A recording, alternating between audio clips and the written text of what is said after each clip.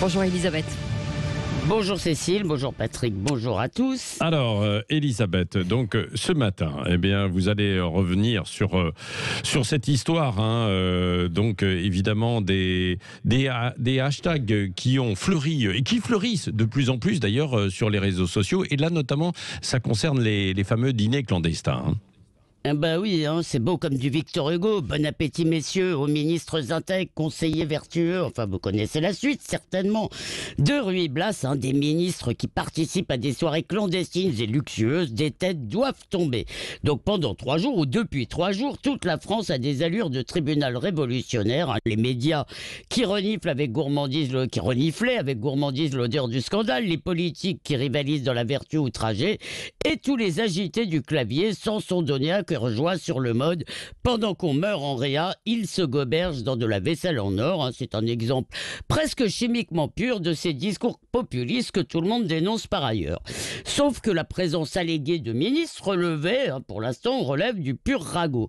M6, alors comment ça s'est passé M6 a diffusé anonymement, mais eux, ils savaient qui c'était, bien sûr, le témoignage d'un personnage qui semble Pierre-Jean Chalençon, qui semble un peu sortir de la vérité si je mens version terroir. Moi, je connais le président de la République et la reine d'Angleterre. Ensuite, toute la presse commente ces affirmations que n'étaye pas la moindre épreuve. Gérald Darmanin, qui veut laver plus blanc que blanc, ouvre une enquête suivie par le parquet. Et bien tout ça est une illustration parfaite de ce qu'on appelle le biais cognitif ou l'idéologie.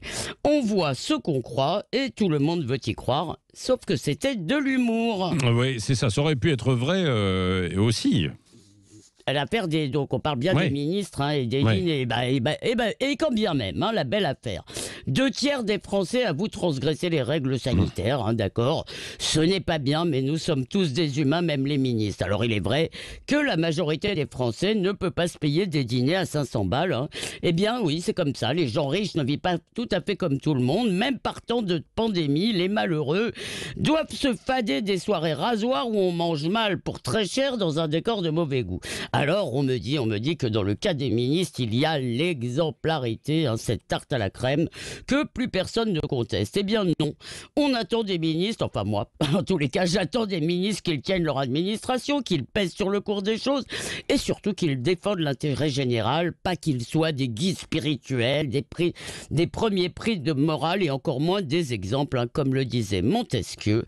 La vertu elle-même doit avoir des limites. Voilà, et on pose cette question évidemment sur les réseaux sociaux ce matin. Êtes-vous choqué par les restaurants clandestins à l'occasion de ce confinement? Pour 77%, vous dites oui.